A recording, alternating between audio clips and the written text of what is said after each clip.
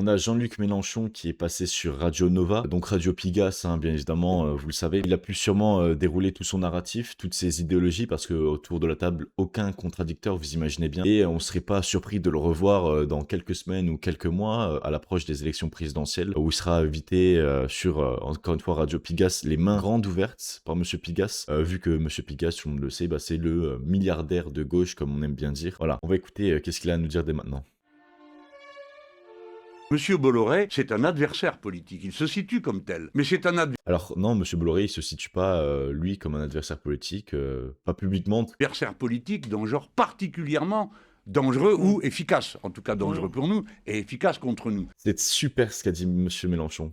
Franchement, j'adore. Faudrait presque le reposter et le faire comprendre aux gens. Donc, Mélenchon, ce qu'il est en train de dire là, c'est que Monsieur Bolloré est efficace contre eux et dangereux pour eux. C'est-à-dire que Monsieur Bolloré n'est pas dangereux forcément pour la France ou la population française, pas du tout. Il est dangereux pour le parti politique La France Insoumise et efficace contre ce parti politique. Donc j'espère que les électeurs de La France Insoumise comprennent que en réalité, CNews n'est pas du tout dangereux, mais qu'il est peut-être juste dangereux pour le parti de La France Insoumise parce qu'il crée de la pluralité dans l'environnement politique, ce qui met en difficulté le récit que veut nous raconter l'extrême gauche. Est-ce que vous êtes pour l'interdiction de CNews comme Bali Bagayoko? CNews, c'est les fachos. Donc CNews qui fait vivre une pluralité politique, CNews qui fait vivre un courant de pensée en France, sont des fachos. Voilà, donc CNews ils sont très ouverts, ils laissent parler tout le monde, mais ce sont eux les fachos. Non, moi je vais vous dire les fachos, c'est Monsieur Bali Bagayoko. Les fachos, ce sont ceux qui veulent faire interdire CNews, parce qu'un facho, une des caractéristiques du facho, c'est de vouloir interdire la liberté d'expression, interdire la pluralité, et donc non, CNews n'est pas du tout facho dans ces conditions. Quoi, tout ce qui va autour.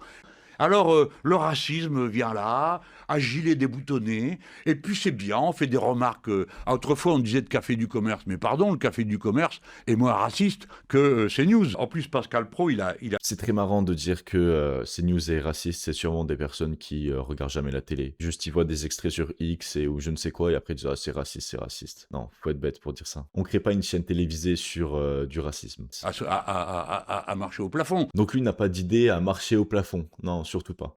Et il faut faire reculer le racisme dans ce pays avec tous les moyens de la loi. Et je suis d'accord avec lui, il faut faire reculer le racisme par tous les moyens de la loi, tant qu'on peut quand même s'exprimer sur les religions et les personnes en général. Moi, c'est tout ce que je souhaite, la liberté d'expression et qu'on puisse faire reculer le racisme et la haine en France. Oui, je suis d'accord. C'est lui qui doit avoir raison, sans doute, parce que, si vous voulez, ça a été trop loin. Maintenant, il faut remettre de l'ordre. Et je vous garantis que si je suis élu, je remettrai de l'ordre. Ah oui? Oui, bien sûr. Le racisme est insupportable. Mais comment remettre de l'ordre alors? Eh bien, en appliquant la loi et que les procureurs, au nom de la loi, poursuivent encore, jusqu'à ce que tout le monde finisse par se dire, on prend un risque si on fait des déclarations racistes dans ce pays. Voilà. Ok, donc c'est là le problème de pourquoi Mélenchon est un fasciste. Je suis contre la haine sans aucun sens, bah ça devrait pas exister. Pour autant, là, Monsieur Mélenchon, qu'est-ce qu'il nous dit? Je vais vous interdire votre liberté d'expression. Vous n'allez plus pouvoir dire ce que vous voulez. Vous n'aimez pas votre voisin, vous n'aimez pas une personne, vous n'aurez plus le droit de le dire. Si vous le dites, vous irez en prison. Vous aurez des sanctions. C'est ça ce que Mélenchon est en train de faire. Il est en train de créer un État fasciste, un État autoritaire communiste. Et on l'a devant les yeux, on le sait. Si un jour il est élu, faudra pas qu'on s'inquiète, qu'on s'étonne de se dire « Ah putain, il a vraiment créé cet état fasciste communiste ?» Bah oui, on le savait. Leur dire, ça leur rendrait presque service, parce qu'ils diraient oh, on est sujet à la censure. Oui, bah, ils le diront, et on verra bien. Eh bah oui, ils le diront, et on va les mettre en prison, voilà. Ah, c'est en ça ce que dit Monsieur Mélenchon. C'est délirant, c'est délirant. Et oui, il a bien raison, il faut faire jouer la loi, il faut faire sanctionner les gens, je pense, qui veulent interdire la liberté d'expression aux autres. C'est pas normal. Mais bon, on est en Europe, et en Europe, la liberté d'expression, bah, c'est pas ce qu'ils souhaitent, sincèrement. On n'est pas aux États-Unis. Deuxième extrait de Jean-Luc Mélenchon. Le rap et le slam, Oui. c'est les formes de la poésie moderne. Ceux qui méprisent ça ne comprennent rien à ce qu'est la littérature depuis le début. Hein. Et le slam, sans doute, mais je ne sais pas le faire. Et puis, comme vous savez que j'ai eu longtemps le problème d'être très malentendant, j'avais du mal à m'inscrire dans une... Par contre, une battle, C'est quoi cette excuse d'être malentendant et de pas pouvoir écouter du slam ou des battles, parce qu'il va parler de battle là. Mais j'aime bien aussi cette nouvelle manière identitaire de Jean-Luc Mélenchon pour dire les gars, le slam, le rap, j'aime vraiment, je suis avec vous, je vous comprends et ça, c'est... Mais c'est la nouvelle identité de Jean-Luc Mélenchon, c'est vraiment son marketing politique. Voilà, c'est comme ça, hein. Les entreprises font du marketing, bah Jean-Luc Mélenchon fait aussi du marketing politique à sa manière. Tout le monde va se moquer de moi parce que je dis ça, mais... Vous parlez des battles de slam là, ouais? Ouais, parce que il y a quelque chose de super fort. Il y a d'autres traditions comme ça. Il y a ça chez les Portugais aussi. Ah ouais. Garascada, je crois que ça s'appelle. Alors, il y en a un qui commence, l'autre reprend. Et il a dû voir un extrait qui est passé, qu'on lui a montré sur un téléphone, là. Il a dû voir un extrait, il dit: «Ah ouais, putain, c'est comme ça», et il s'y connaît rien du tout, ce gars-là. Il a jamais rien vu. Oui, c'est normal parce que son enfance, sa jeunesse et comment il a grandi, ça a été dans la politique, ça n'a pas été du tout dans le slam ou je ne sais quoi. Et- Oh, c'est un peu votre vie politique, hein, c'est la même chose. Ouais, Franchement, mais ça c'est ressemble. surtout que ça, c'est une poésie vivante. Mm. C'est la magie des mots. Ouais. Et moi, j'admire beaucoup ça. J'ai été prof de français, donc Ah. ça me parle. Il était prof de français, lui, maintenant. Ça me fait... Je le savais pas du tout.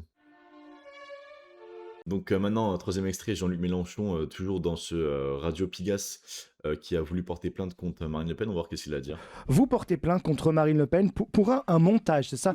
Ouais, Là, j'ai elle- dit que j'allais le faire. Hein. Ah, vous l'avez pas encore. Ah ben, vous avez annoncé porter Ouais, plainte. ouais, ouais. Est-ce que vous avez porté plainte? Vous allez le faire ou Pas encore. C'est vrai Non, on discute pour ça. Non, moi, je suis pas trop pour judiciariser. Ah, vous changez La- d'avis, d'accord. Je peux changer d'avis, D'accord. mais je sais que je vous étonne, vous changez jamais d'avis. La difficulté avec la judiciarisation, c'est à la fois qu'elle est là, mais qu'il n'est pas certain. Il n'est pas certain. Donc là, il est en train de dire, bon, bah, la justice, on n'est pas certain de gagner quand on porte plainte. Par contre, quand je vais être président, bah là, je vais être sûr de gagner. Il va contrôler la justice, il va contrôler les médias, il va contrôler l'argent public, il va tout contrôler, ça va être vraiment un vrai dictateur. Non, on va revenir un peu plus sur le sujet.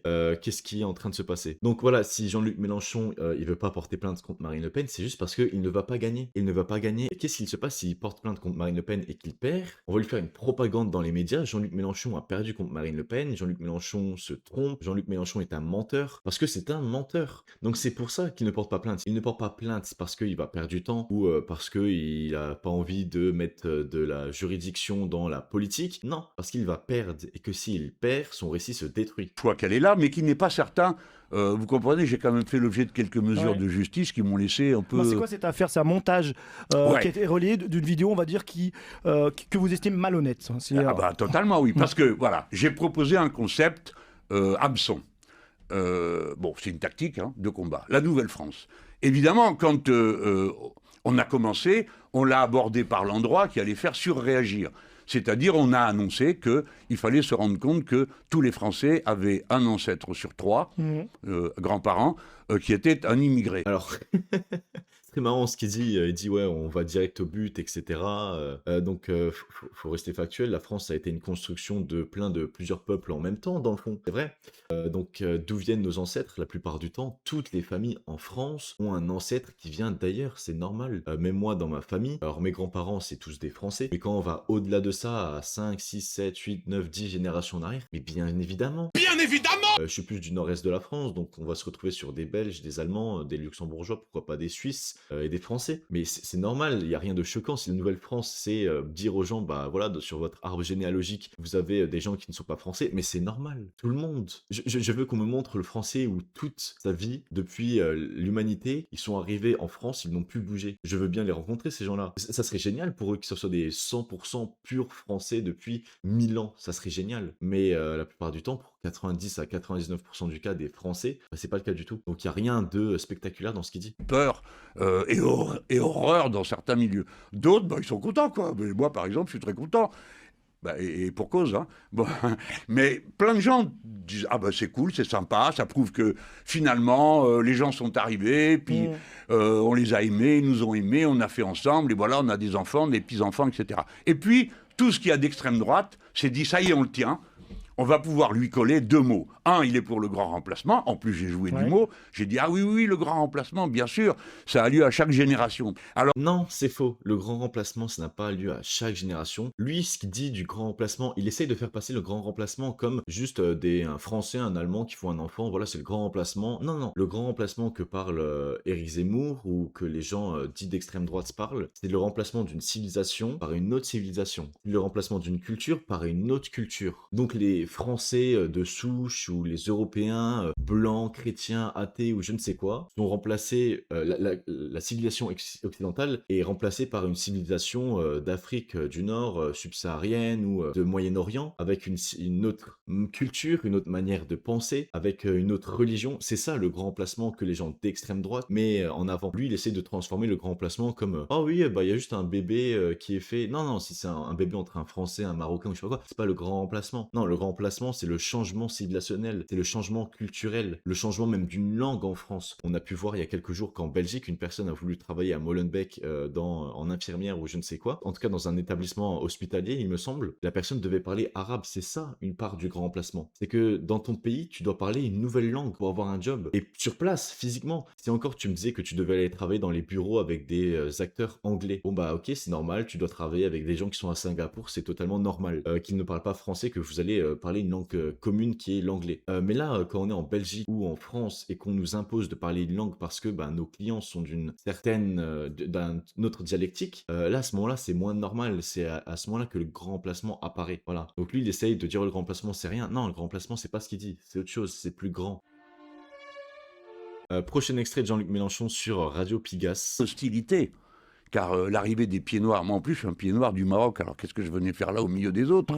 Toute ma famille est d'Algérie. Mais l'hostilité dans laquelle nous avons immédiatement été plongés, parce que les pauvres gens se faisaient toutes sortes d'idées, ils pensaient qu'on était tous des colons, ils pensaient qu'on bénéficiait de privilèges. Il a reçu des privilèges, il faut pas croire.